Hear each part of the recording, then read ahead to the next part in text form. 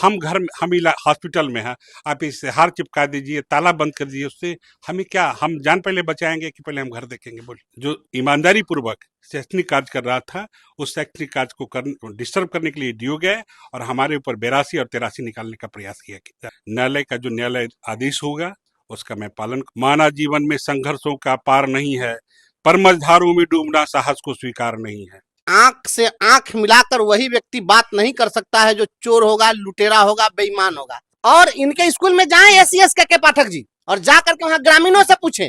जिस समाज में शिक्षक इतना कमजोर हो जाएगा कि उसको जो आएगा धमका करके और उसे वसूली करके चला जाएगा। नमस्कार, आप देखना शुरू कर चुके हैं लाइव सिटीज को। मेरा नाम अभिषेक है। हमारे साथ एक्सक्लूसिवली लाइव सिटीज के कैमरे पर एक्सक्लूसिवली बातचीत करने के लिए शिक्षक राकेश कुमार हैं, प्रधानाध्यापक हैं, जिनके ऊपर आरोप लगे थे कि इन्होंने ही जो है जिला शिक्षा पदाधिकारी का सिर फोड़ दिया। इनके ऊपर आरोप लगे थे, कई आरोप लगे थे आपके ऊपर। शिक्षक डीईओ का कपाड़ फोड़ने का आरोप लगाया आप पर। बात है कि शिक्षक का कभी कृत्य ऐसा रहा नहीं है। शिक्षक सहनशील और दूसरे को मार्ग दिखाने वाला समाज होता है, लेकिन यदि उस पर यदि आप अत्याचार करेंगे तो उसका जवाब समाज देता है। जो घटना मेरे ऊपर मंडित की जा रही है वो उसमें पूर्ण रूपेण से जिला शिक्षा पदाधिकारी दोषी है। मैं विद्यालय के विकास और शिक्षकों के लिए 2 बार मैं उनके आवास पर गया था शिक्षक देने के लिए, लेकिन उनके कान पर जूं तक नहीं रेंगा। लेकिन उनका जो असली एजेंट ब्लॉक का जो डाटा ऑपरेटर है संतोष कुमार, उसके सूचना पर वह हमसे विद्यालय में चल रहे कार्यों के लिए जो है गलत पैसे की उगाही के लिए हमें फ़ोन किया था, जिसको मैंने सिरे से नकार दिया था। फिर उसी दिन उनका एक समरसेबल गढ़ने वाला एजेंट आया था। मेरे विद्यालय में पहले से मध्य विद्यालय और उच्च विद्यालय दोनों में समरसेबल की व्यवस्था थी। इस वजह से मैंने समरसेबल लेने से इनकार कर दिया और उनके जो एजेंट आए थे, उस एजेंट ने हम पर दबाव बनाया कि नहीं, आपको लेना ही पड़ेगा और नहीं लीजिएगा तो इस पर लिख करके दीजिए। मैंने लिख करके दे दिया कि विद्यालय में समरसेबल की आवश्यकता नहीं है। इस पर वह भड़क गया और भड़क करके जा करके डीओ साहब को अनाप शनाप फ़ोन किया और फ़ोन करने के साथ ही डीओ जिला में थे, वहाँ से आपा खोदते हुए सीधे अनन फनन में मेरे विद्यालय पर निरीक्षण के बहाने जो है गलत मकसद से जो है मेरे विद्यालय में पहुँच गया। पहुँचते ही उनका तेवर, जो मैं प्रोटोकॉल के एक सरकारी कर्मचारी होने के नाते, शिक्षक होने के नाते अपने दरवाजे पर किसी भी आए हुए व्यक्ति को का सम्मान करना मेरा यह दायित्व होता है। मैं खुद जा करके रसोईया से बोल करके गेट खुलवाया और उनका वेलकम किया। वेलकम करने के बाद विभिन्न कक्ष का अनुसरण उनके द्वारा करवाया गया। मैं खुद जा करके करवाया और कराने के बाद जो है मैं जब कार्यालय में गया तो कार्यालय में जाते ही वो कहते हैं हमें कि तुम बहुत बड़ा सत हरिश्चंद्र का औलाद बनते हो, तुमको आज हम ठीक करने के लिए आए हैं। तो मैंने उन्हें कहा कि आप मेरे पिता को गाली नहीं दे सकते हैं, आप मेरे पदाधिकारी हैं, सम्मानीय हैं। इतना बोलते ही चेतना सत्र में जो माइक का इस्तेमाल हुआ था, वो माइक टेबल पर रखा हुआ था, उन्होंने क्या किया, माइक चला करके मेरे सिर पर मारा, जिसके कारण यहाँ कट हो गया था और ये नाक पर जो है ये घाव बन गया था। तो इन चीज़ों ऐसी पर मैं चिल्लाया। चिल्लाने के बाद क्या हुआ कि हमारे जो बगल के कक्ष में हमारे शिक्षकगण थे, राकेश कुमार मिश्रा, धर्मेंद्र पासवान, इन तमाम लोग जो है वहाँ आ गए बचाने के कारण उनके साथ जो आए हुए गुंडे जो थे, हम पर और हमारे शिक्षक पर आक्रमण कर दिया उन्होंने, जिसमें हम देखे होंगे मेरे एक शिक्षक का सर भी फट गया, हाथ भी टूट गया था। हमारे भी जो काफ़ी मतलब फेफड़े में और सिर में जो अंदरूनी चोटें आई थी, जिसका मैं 15 दिनों से हॉस्पिटलाइज होकर के इलाज कराया हूँ। लाखों रुपये उसमें हमें खर्च करना पड़ा, तब जा करके सिर क्यों फोड़ दिया आपने? हम सिर वो जो है, जब शिक्षकों पर जब वार हुआ तो विद्यालय में एक हल्ला हुआ कि भाई बचाव बचाव की जो स्थिति जो बनी, उसमें आसपास के ग्रामीण लोग जो हैं दौड़ कर करके शिक्षकों को उन्होंने बचाया। और उसी बचाने के क्रम में जो है वो मुंह के बले जो है गिरे हैं, और गिरने के कारण हल्का सा वो अलमीरा था, अलमीरा के कोर से हल्का सा चोट लगने के कारण उनका सिर फटा है।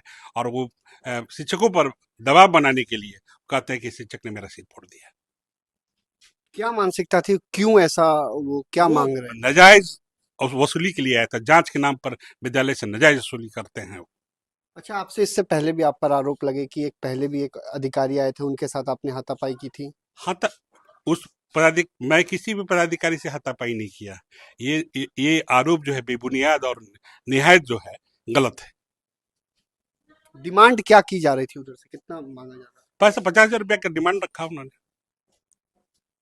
वो भी है? नहीं देने पर ऐसी स्थिति हो गई। इस बीच में बहुत सारी बातें हुई उनसे। कार्यालय में आने के बाद जो है बहुत सारी बातें हुई, और बातों में जो है वो जो सत्तर हरिश्चंद्र वाली बात बोले, उसके ऊपर भड़क करके वो माइक चला दिया। अच्छा, आप पर आरोप लगा है कि जानलेवा हमला किया आपने। वो तो एफआईआर में लिखते हैं कि हम उन पर चाकू चलाए हैं। जब से माननीय उच्च न्यायालय का आदेश हुआ है कि वर्ग में जो है छड़ी नहीं रखना है, तो ऑफिस में छड़ी तो रहता ही नहीं, छुरी कहाँ से मास्टर रखेगा। चाकू से आंख पर हमला हाँ, किया। तो वो तो आरोप लगा है कि चाकू से हमला किए। हाँ, शिक्षक के पास चाकू नहीं है, और वो तो इंजरी देते हैं ब्लंट का जो है, तो चाकू से जब हम यदि हमला करते हैं उन पर, तो उनका शार्प कट होता है। तो शार्प कट का कहीं मेडिकल में उनका ये नहीं है, वो उनका जो है ब्लंट कट का जो है दे रहे हैं इंजरी। तो विरोधाभास इसी से समझिए कि शिक्षक को फंसाने के लिए जो है इस तरह का वो अपना वक्तव्य आपको दे। पुलिस खोज रही थी, आप फरार चल रहे हैं। अरे मुझे तो मारा तो मेरे ग्रामीण उठा करके मुझे हॉस्पिटल ले गया है। ग्रामीण जब ले जा करके गया तो मैं तो बेहोश बेहोश हो गया था। ग्रामीण जब ले गया तो मेरी जान बची है। और पुलिस हमको खोज, मैं अस्पताल में था, 15 दिन लगातार मैं भर्ती था अस्पताल में। आपके घर पर भी पुलिस ने इश्तेहार चिपकाया, ऐसा बात आ रही है। हम हॉस्पिटल में हैं, आप इश्तेहार चिपका दीजिए, ताला बंद कर दीजिए, उससे हमें क्या, हम जान पहले बचाएंगे कि पहले हम घर देखेंगे, बोलिए। हम तो अपनी जान की रक्षा कर रहे थे। और नहीं, कई अधिकारी, आप पुलिस पूरी लग गई हुई थी खोजबीन में। जी। पुलिस इनफ नहीं है, इसके लिए न्यायालय है। यदि हम दोषी हैं, हाई कोर्ट में आप गए हुए हैं, बताया जा रहा है। हाँ, यदि हम दोषी हैं तो यह तय करना माननीय न्यायालय का काम है। यदि हमने दोष किया होगा तो जो न्यायालय हम पर यदि आरोप सिद्ध करता है तो हम दोषी हैं। न्यायालय ने हमें बताया है कि मैं निर्दोष हूँ, और एक स्वच्छ छवि का। हाई कोर्ट में क्या हुआ हाई कोर्ट में? हाई कोर्ट में जो पुलिस के द्वारा पैसे के चलते और जो प्रशासनिक दबाव के कारण जो कार्य किया गया है, इसके लिए ये जो है कोर्ट ने जो है माननीय ये जो है एसपी साहब से, जज साहब से, और जो गवर्नमेंट के जो वकील है उन लोगों से समन दायर करने के लिए कहा है कि आप अपना ये कीजिए कि आपका जो ये जो कृत्य जो है एक अपराधी के ऊपर किए जाने वाले कृत्य से भी ज्यादा तेजी से किया गया है। क्या वह व्यक्ति फरार है?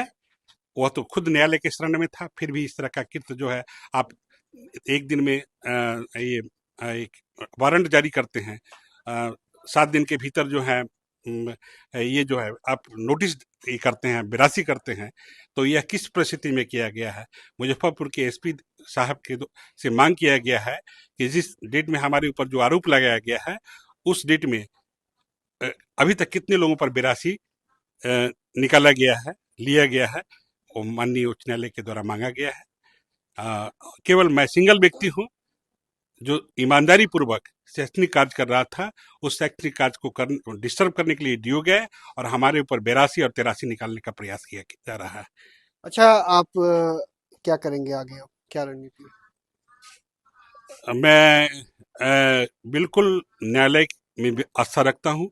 न्यायालय का जो न्यायालय आदेश होगा उसका मैं पालन इस करूंगा। मामले को लेकर कई शिक्षकों पर एफआईआर हुई है, ये जितने भी शिक्षक हैं इसमें से कई पर एफआईआर दर्ज हो चुकी है। तो शिक्षक डिगने वाला है, हटने वाला चीज नहीं है।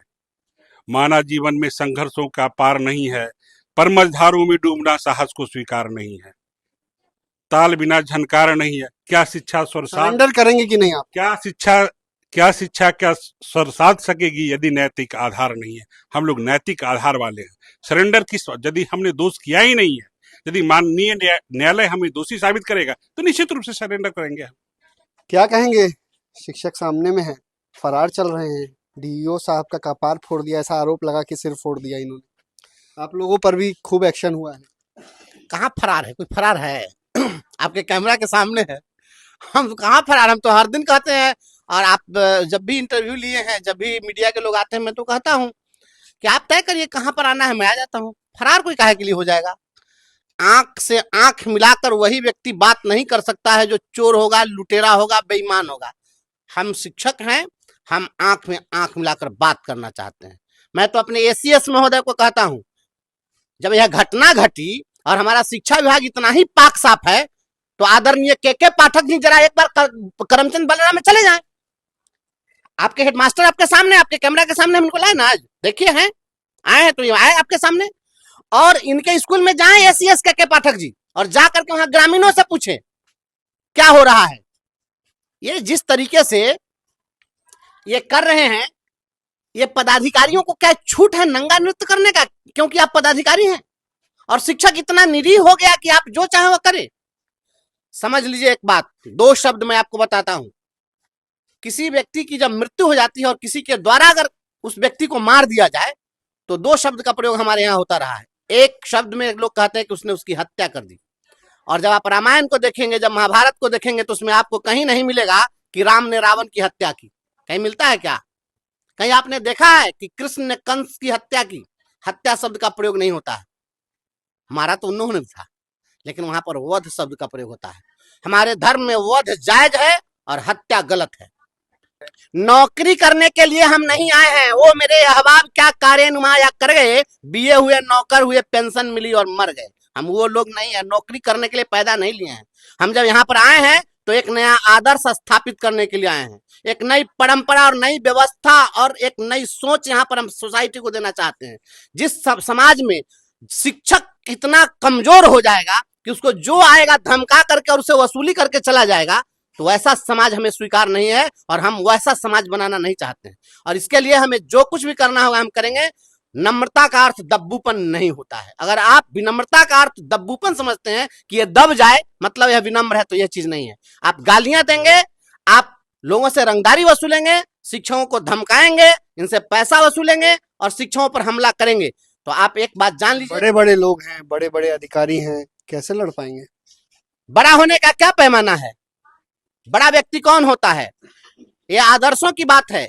एक व्यक्ति मरता है, सड़क पर लावारिस कोई नहीं रोता है। दूसरा व्यक्ति मरता है, उसके लिए पूरा परिवार रोता है। तीसरा व्यक्ति मरता है, उसके लिए उसका समाज रोता है। चौथा व्यक्ति जब मरता है, उसके लिए गांव जवार रोता है। पांचवा व्यक्ति जब मरता है, उसके लिए पूरा प्रखंड रोता है। छठा व्यक्ति जब मरता है, उसके लिए उसका जिला रोता है। सातवां व्यक्ति जब मरता है, उसके लिए प्रमंडल रोता है। आठवां व्यक्ति जब मरता है, उसके लिए पूरा राज्य रोता है। नौवां व्यक्ति जब मरता है, उसके लिए पूरा देश रोता है। 10वां व्यक्ति जब मरता है, उसके लिए दुनिया रोती है। और ऐसा भी व्यक्ति होता है जब मरता है तो उसके लिए मानवता रोती है। और उसके ऊपर भी होता है, या एक ऐसा भी व्यक्ति होता है जब मरता है तो जुग जुग की मानवता रोती है। बड़ा व्यक्ति का पैमाना ये होता है कि आपके नहीं रहने पर आपके लिए कितने लोग आंसू बहाने वाले। डरते नहीं है मतलब? किस लिए डरने जाएंगे? अगर हम डर जाएंगे तो समाज का क्या होगा? तो आपने सुना कि क्या कुछ कहा है इन्होंने, साफ साफ कहा है। लाइव सिटीज के कैमरे पर पहली बार आए हैं मीडिया में और साफ साफ कह रहे हैं कि 50,000 रुपए की डिमांड की गई थी और गालियां दी जा रही थी। इसको लेकर इन्होंने अपना विरोध जताया तो इनके सिर पर पहले हमला किया जाता है, उसके बाद वहां पर भगदड़ की स्थिति हो जाती है, जिसके बाद ये स्थिति होती है। इन्होंने साफ साफ कहा न्यायालय की शरण में हूं मैं और न्यायालय जो भी फैसला लेगा उसे हम मानेंगे। तो बने रहिए लाइव सिटीज के साथ।